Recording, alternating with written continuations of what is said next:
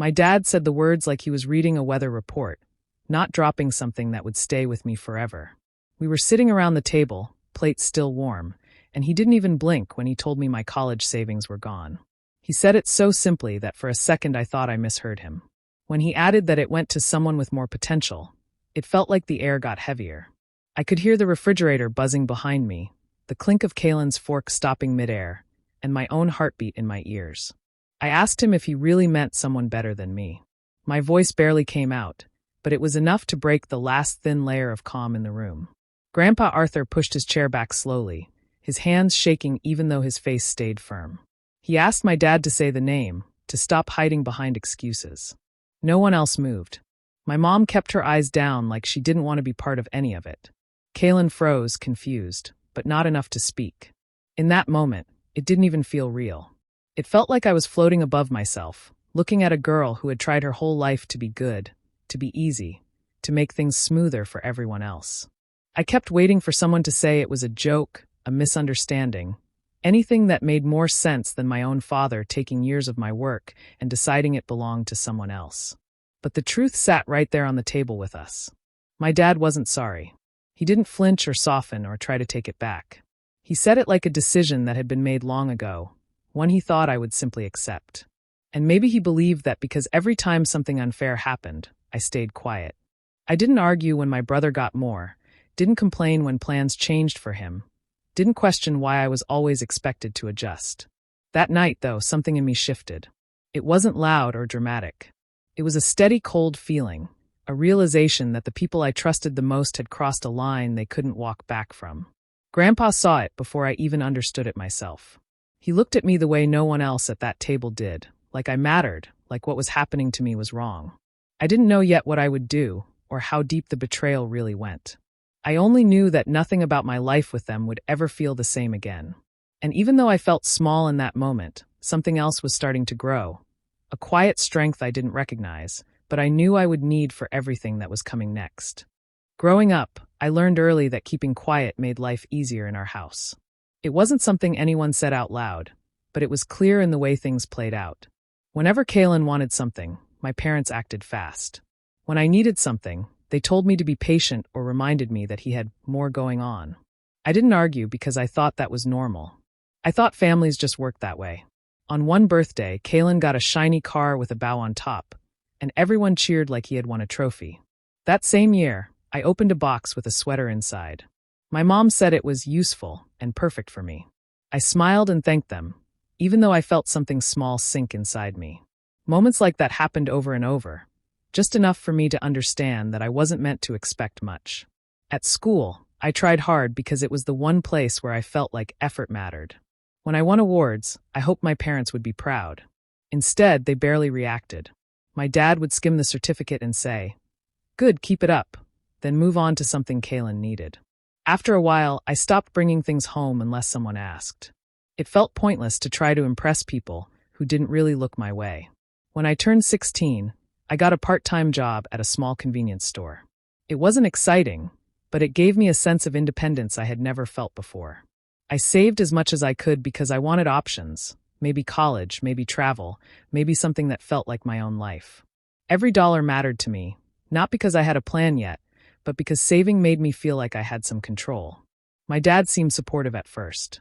He said he was proud of my responsibility and offered to help me keep my savings safe. I trusted him without thinking twice.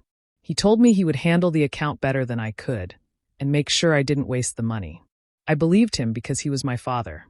I didn't question why the account was under his access too. It felt like the kind of thing families did: work together, look out for each other. For years, I kept adding to that account. Birthdays, weekends, holiday shifts, I saved everything I could. I stayed careful with my spending because I thought all this effort would lead to something good. I imagined the day I'd finally use that money for school or a move or something that felt like a real beginning. Even though small disappointments kept stacking up around me, I pushed them aside. I told myself things would change once I was older, once I had a path of my own, once I proved I could stand on my own feet.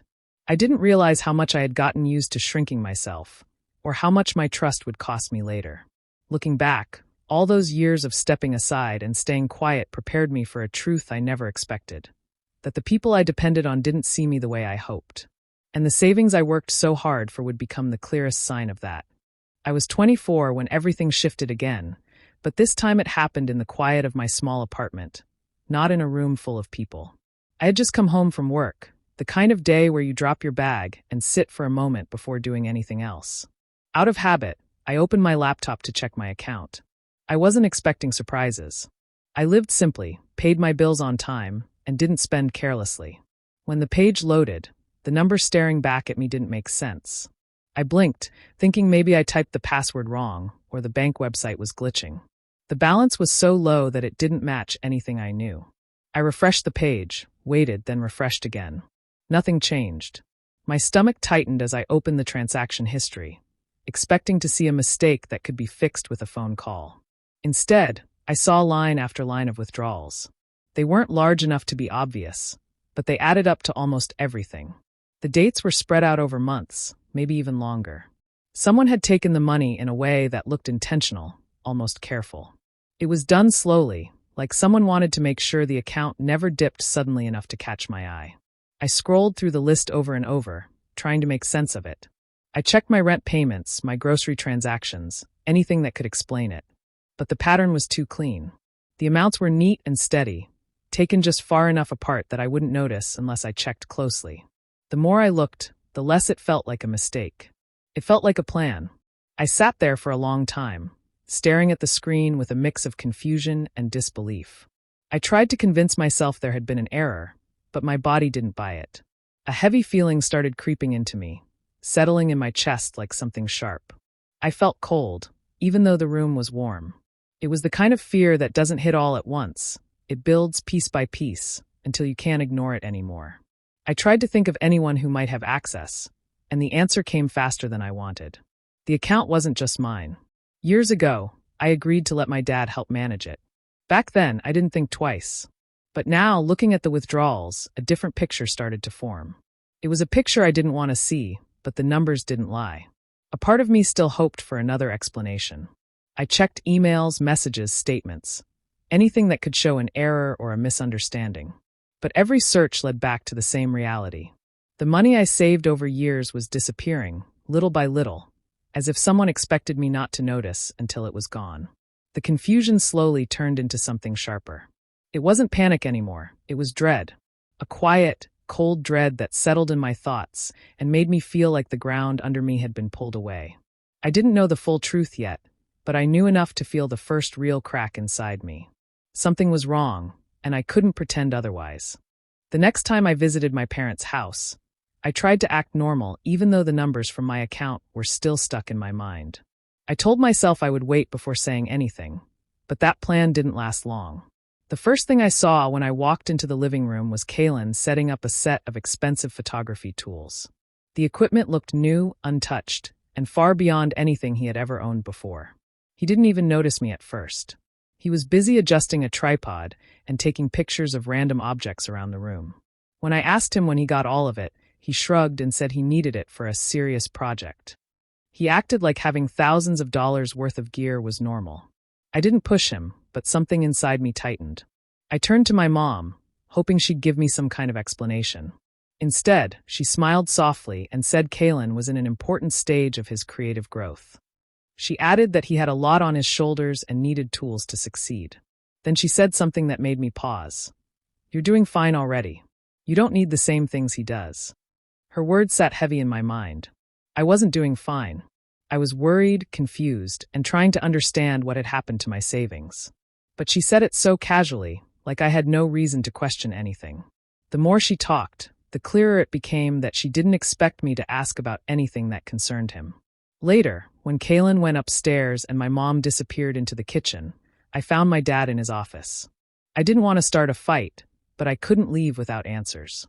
I asked him if he had seen my account, if he knew anything about the missing money. He didn't look surprised. He didn't even pretend to think about it. He simply nodded, like he had been waiting for me to bring it up. His voice stayed steady as he explained it.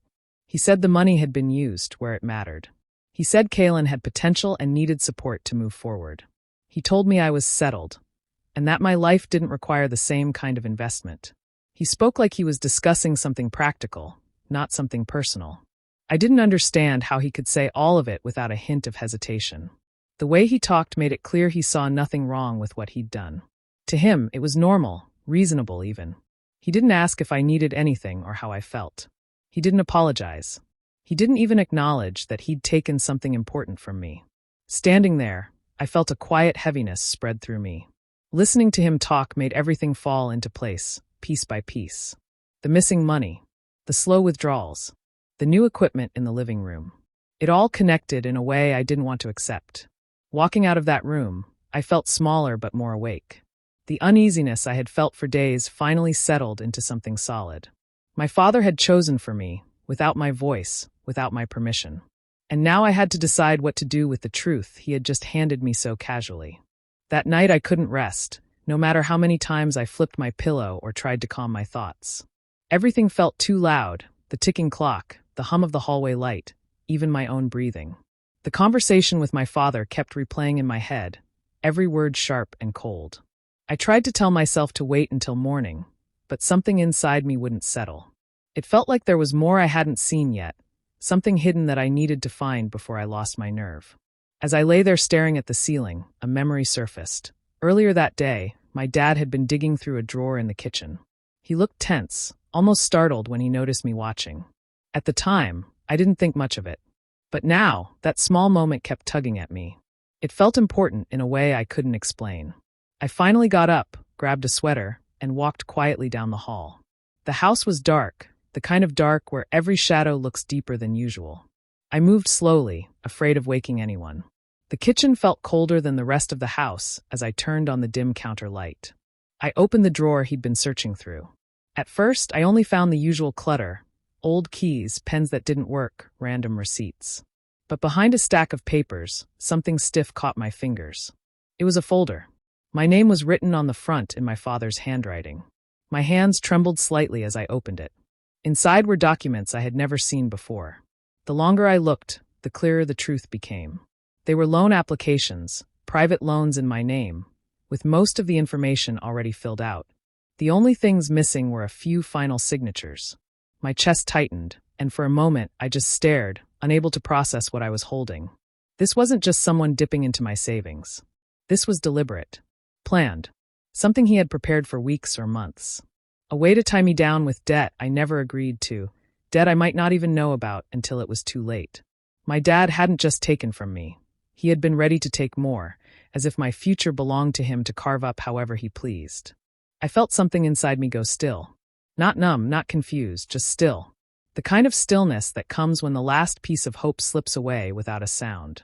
I had always tried to believe there was some misunderstanding behind their choices. That maybe they didn't realize how much they hurt me. That maybe if I explained enough or worked harder, they'd see me differently. But standing there, holding papers that could destroy my life, I understood the truth clearly for the first time. They didn't see me as a daughter. They saw me as a resource, something to use whenever they needed to. I closed the folder carefully, not out of softness, but because everything from this point forward had to be deliberate.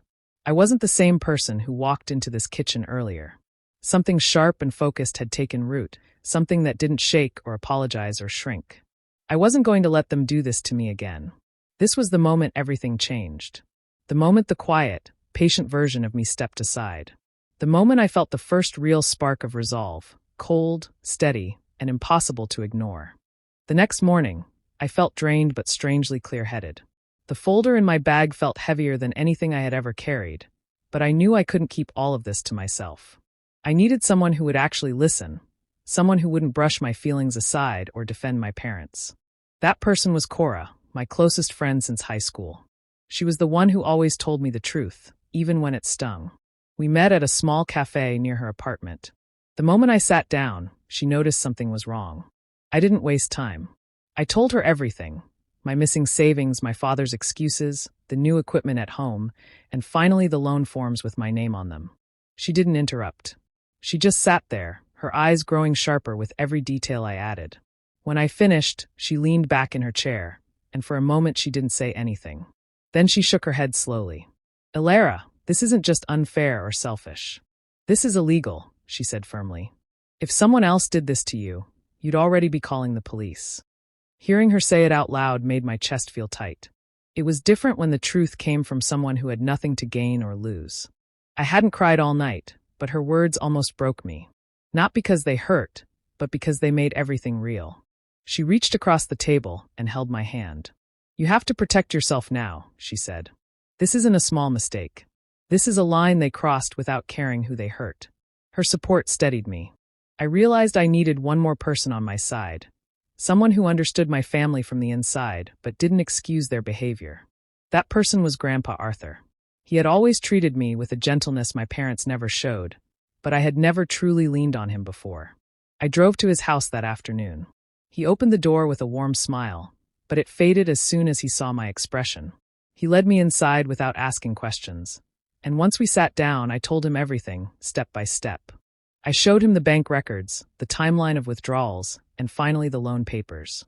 As he read through the folder, his face grew dark. Not angry at me, angry for me. When he looked up, his eyes were filled with something I had never seen directed at me: fierce protectiveness. "Ilara," he said quietly, "a family that loves you doesn't use you like a tool. They don't take your future and twist it for their own comfort." His words sank deep, reaching places I didn't even know were aching. For so long, I had tried to justify the way my parents treated me. Hearing him speak so plainly cracked something open.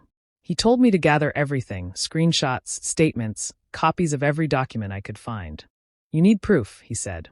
"Not for them, but for yourself. Once you start standing up, they'll try to make you doubt your own memory."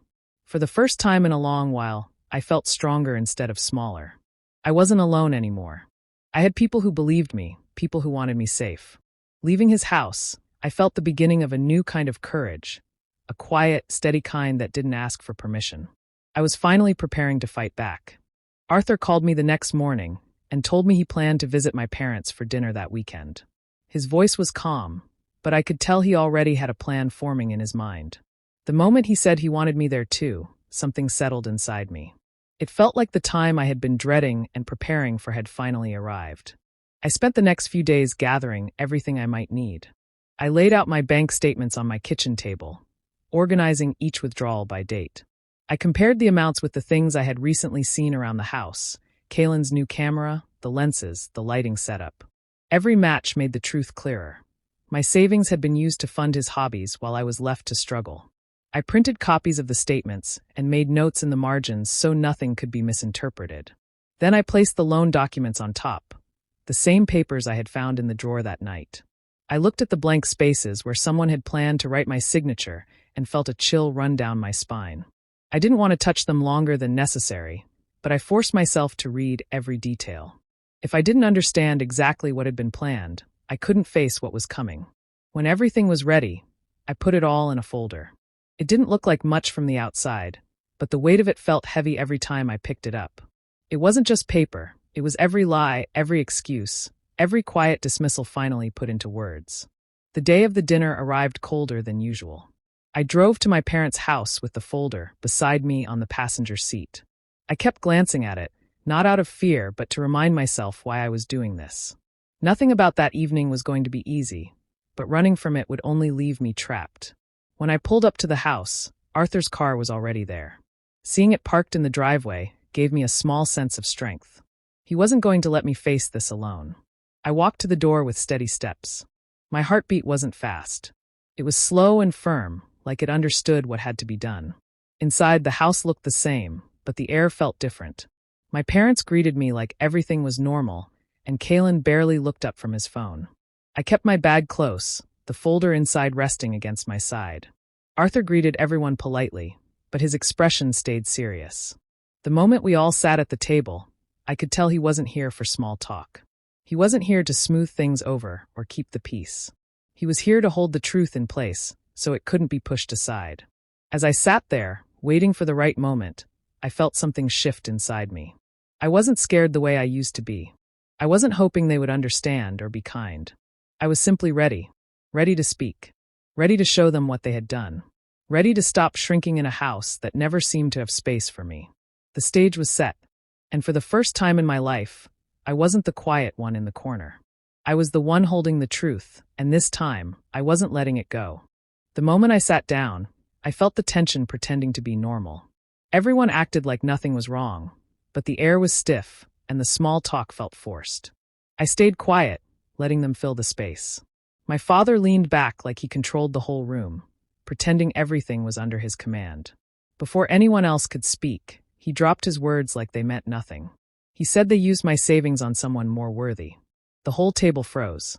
Even my siblings stopped pretending to enjoy their food. Something inside me clicked, not hurt, just a clear understanding of what he really thought of me. I asked him calmly, "Better than me?"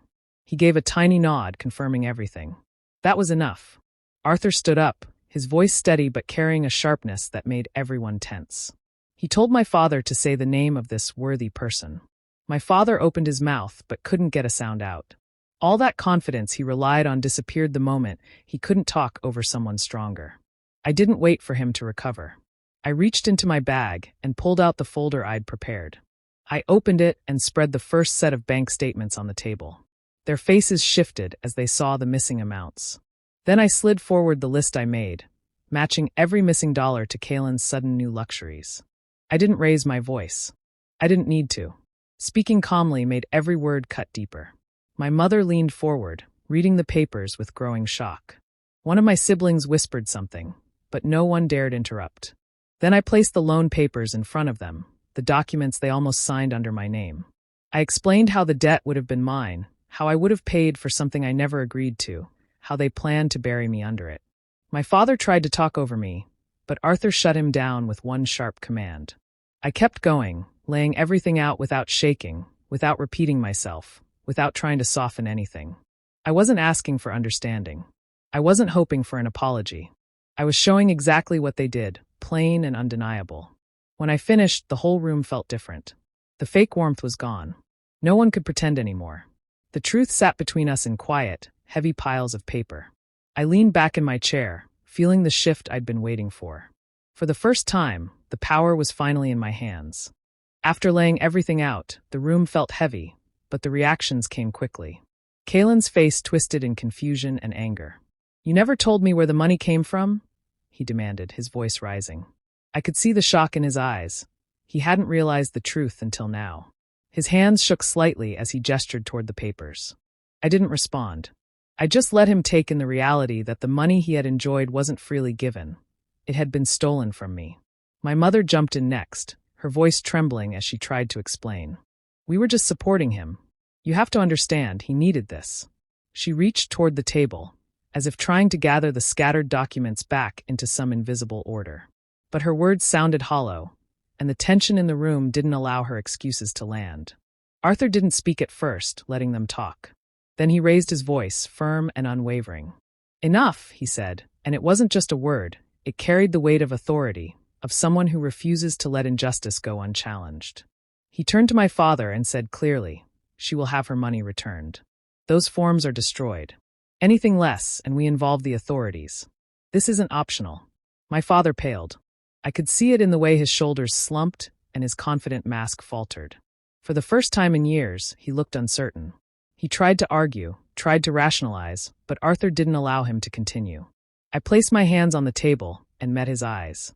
"You either fix this or I take legal action," I said calmly, letting each word land. I didn't yell.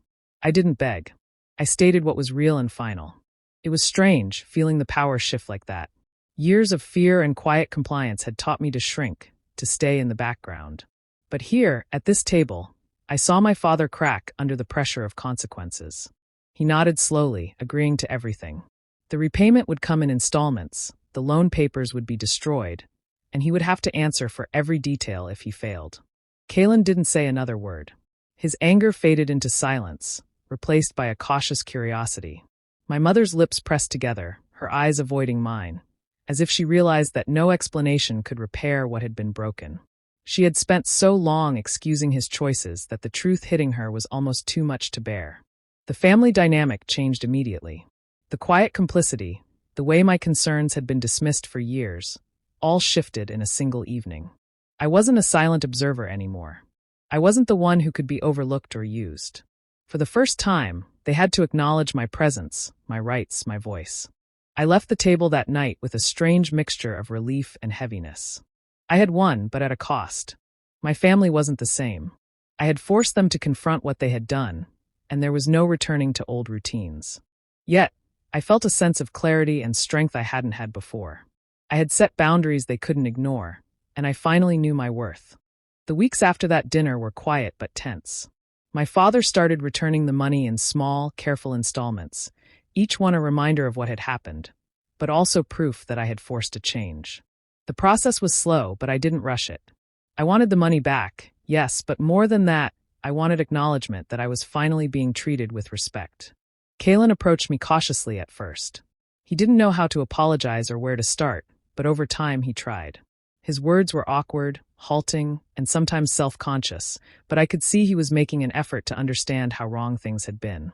I didn't accept every apology immediately, but I let him show that he wanted to do better. It was a small step, but it mattered. My mother stayed distant for a while, avoiding any serious conversation. She didn't try to meddle or justify her past actions, which felt like progress in its own strange way. I didn't seek her approval. I didn't need it. The old dynamics that had controlled me for so long were broken. I realized that change in them wasn't necessary for me to move forward. Grandpa Arthur, as always, remained by my side. He checked in frequently, offered advice, and reminded me to value my own judgment above their manipulation. His support wasn't just practical. It was emotional validation I had been missing my whole life. He helped me see that protecting myself wasn't selfish. It was necessary. I began to rebuild my life around my own choices, not the expectations of a family that had never truly supported me. I started saving with purpose again, planning for experiences and opportunities that were mine to claim. I learned to trust myself and my instincts, to set boundaries clearly, and to refuse to be used again. Looking back, I realized that confronting my parents hadn't fixed my family.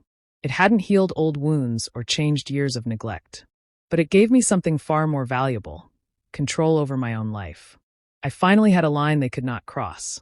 I had forced them to recognize my worth, even if grudgingly, and that recognition was mine to keep. I know now that standing up to the people who were supposed to protect you doesn't make you wrong. It makes you strong. It makes you real. And if you've ever had to fight for respect from those who should have given it freely, know that you are not alone. I am building a future on my own terms, and for the first time, it feels truly mine. Do you think I did the right thing by standing up to my family, or should I have tried to forgive them? I'm curious to hear your thoughts. Subscribe and hit the bell for more stories like mine.